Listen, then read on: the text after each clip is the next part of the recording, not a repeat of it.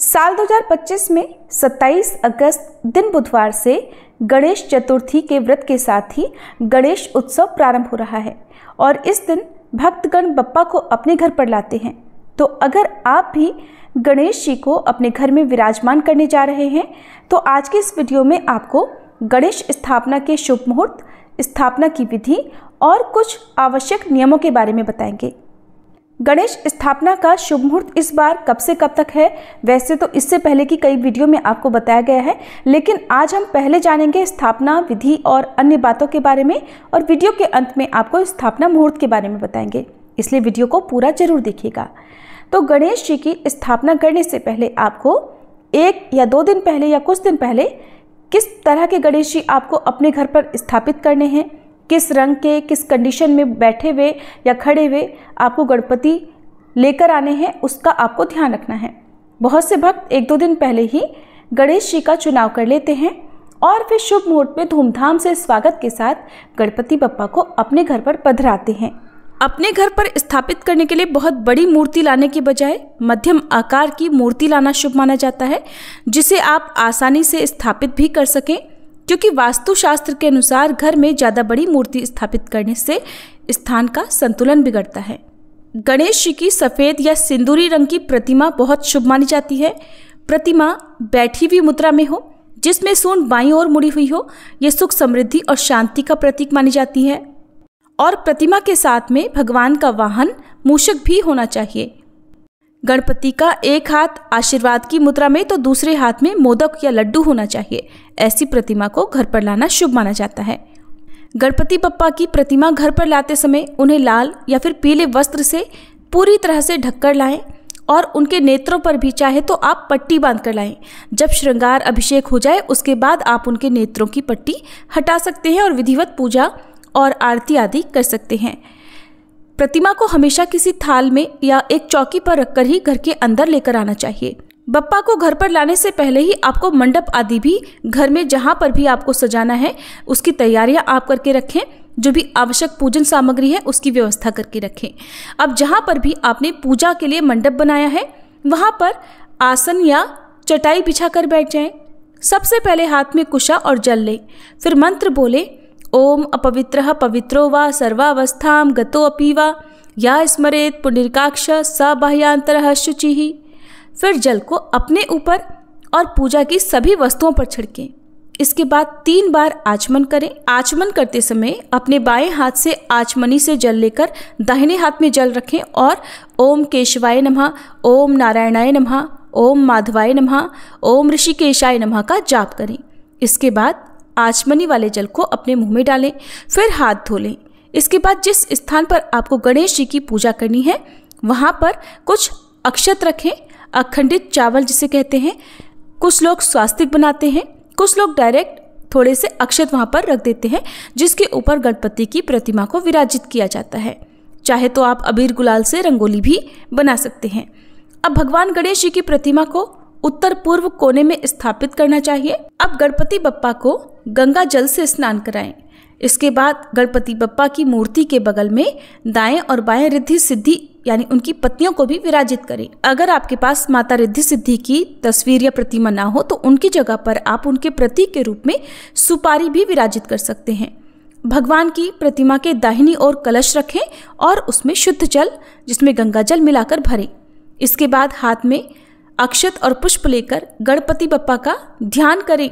गणपति बप्पा का ध्यान करते समय आपको कितने दिन तक गणपति बप्पा को अपने घर पर विराजित रखना है उसका भी संकल्प लेना चाहिए, क्योंकि बहुत से लोग आधा दिन, कुछ 1.5 दिन, 3, 5, 7 दिन तक भी गणपति बप्पा को विराजित करते हैं और कुछ लोग अनंत चतुर्दशी तक अपने घर पर बप्पा को विराजित रखते हैं। तो संकल्प आपको लेना है और उसके बाद संकल्पित जल और पुष्प अक्षत को बप्पा के चरणों में अर्पित कर दें। बप्पा का ध्यान करें, धूप दीप जलाकर मंत्रों का जाप करें। पूजा में ओम गंग गणपति नमः मंत्र का जाप अवश्य करें। भगवान गणेश के अलावा भगवान शिव और माता पार्वती और भगवान कार्तिकेय का भी ध्यान करें। मंदिर में दक्षिणा चढ़ाएं। इसके बाद भगवान गणेश जी की आरती उतारने से पहले कथा का श्रवण करें। श्री गणेश चालीसा का पाठ करें। गणेश पुराण की कथाओं का आप श्रवण कर सकते हैं या पढ़ भी सकते हैं। सबसे अंत में कपूर जलाकर आरती उतारें।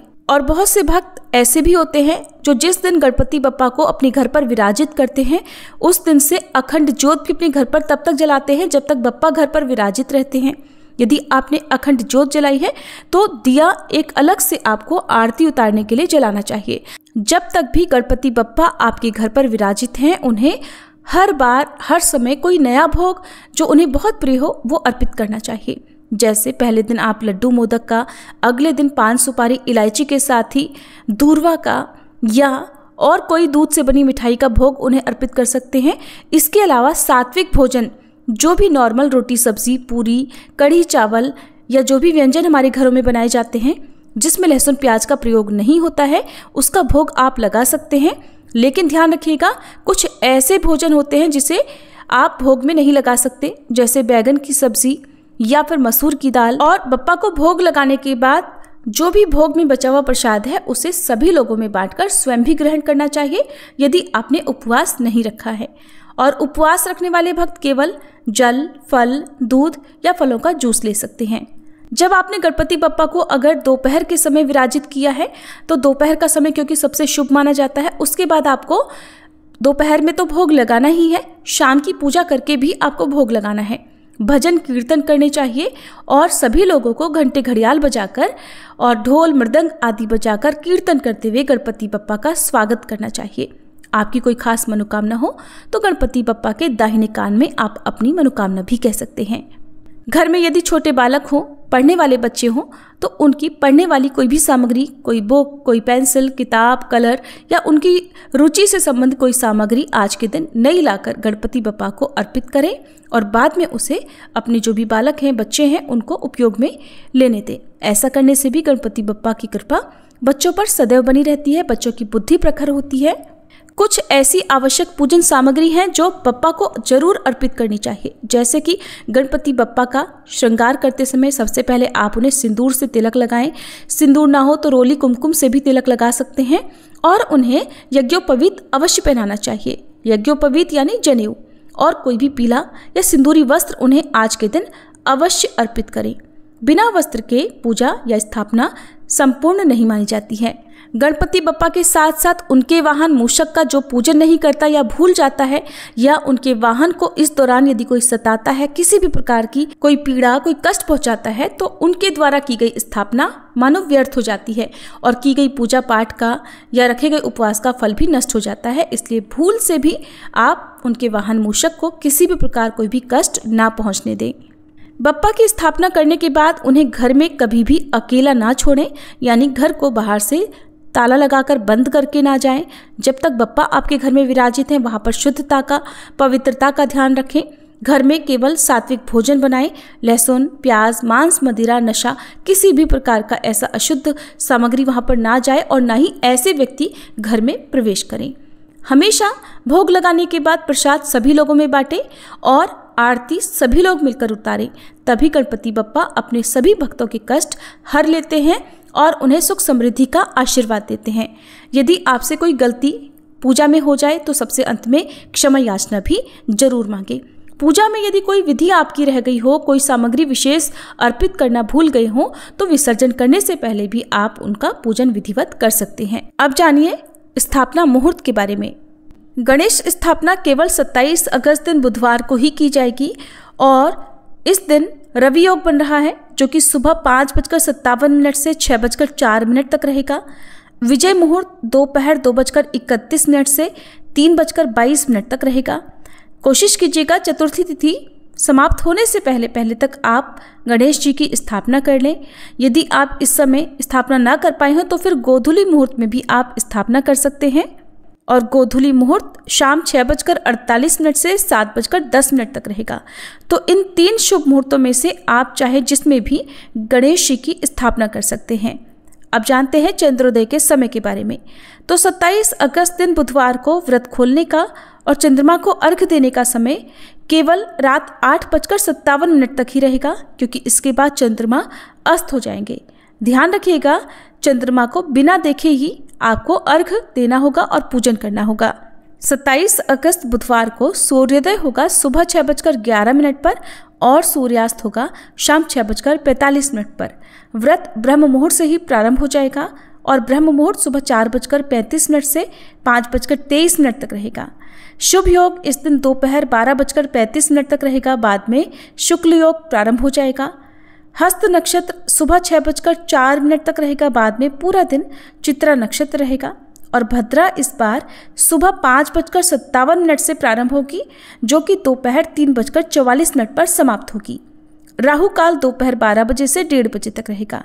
इस बार चतुर्थी पर भले ही भद्रा लग रही है, लेकिन भद्रा का वास पाताल लोक में होने के कारण ये भद्रा पृथ्वी पर अशुभ नहीं मानी जाएगी। तो ऐसे में आप गणपति की स्थापना शुभ मुहूर्त में कर सकते हैं, पूजा पाठ भी कर सकते हैं।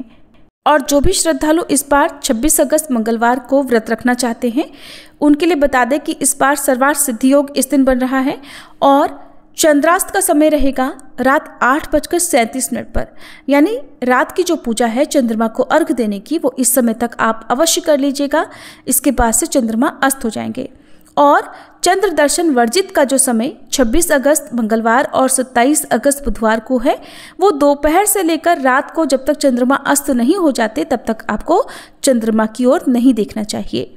अनंत चतुर्दशी के अवसर पर गणेश विसर्जन किया जाता है और इस बार अनंत चतुर्दशी 6 सितंबर दिन शनिवार को है। हर बार एक सवाल लोगों के मन में भी ये जरूर उठता होगा कि गणपति बप्पा को घर में कितने दिन स्थापित रखना चाहिए। तो शास्त्रों के अनुसार ये चीज परंपरा, आस्था और आपकी सुविधा पर निर्भर करती है कि आप कितने दिनों तक गणपति बप्पा को अपने घर में स्थापित रखना चाहते हैं।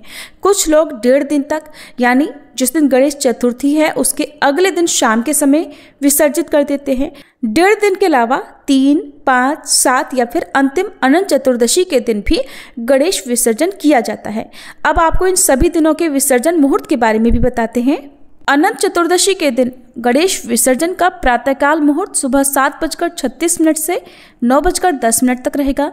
अपराह्न मुहूर्त दोपहर 12:19 से शाम 5:02 तक रहेगा।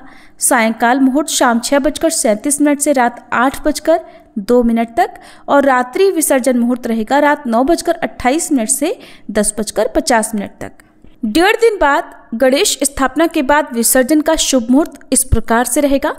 पहला मुहूर्त दोपहर 12:22 से 3:35 तक। दूसरा मुहूर्त शाम 5:11 से 6:47 और तीसरा मुहूर्त शाम 6:47 से रात 9:35 तक रहेगा।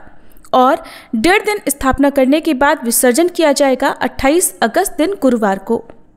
तीसरे दिन गणेश विसर्जन 29 अगस्त दिन शुक्रवार को किया जाएगा और सुबह 5:58 से 10:46 तक या शाम 5:10 से 6:46 तक या फिर रात 9:34 से 10:58 के बीच में आप विसर्जन कर सकते हैं। 5वें दिन गणेश विसर्जन 31 अगस्त दिन रविवार को किया जाएगा और विसर्जन शुभ मुहूर्त सुबह 7:34 से दोपहर 12:21 तक रहेगा। इसके बाद दोपहर 1:57 से 3:32 के बीच में और फिर शाम 6:44 से रात 10:57 के बीच में आप विसर्जन कर सकते हैं। 7 दिन वाले गणपति जी का गणेश विसर्जन 2 सितंबर मंगलवार को होगा, जिसका समय सुबह 9:10 से दोपहर 1:56 तक रहेगा। इसके बाद दोपहर 3:31 से 5:06 तक और रात 8:06 से 9:31 के बीच में विसर्जन कर सकते हैं। ये थी आज की वीडियो। अगर आपको पसंद आई हो तो गणेश भगवान की जय कमेंट बॉक्स में जरूर लिखिएगा।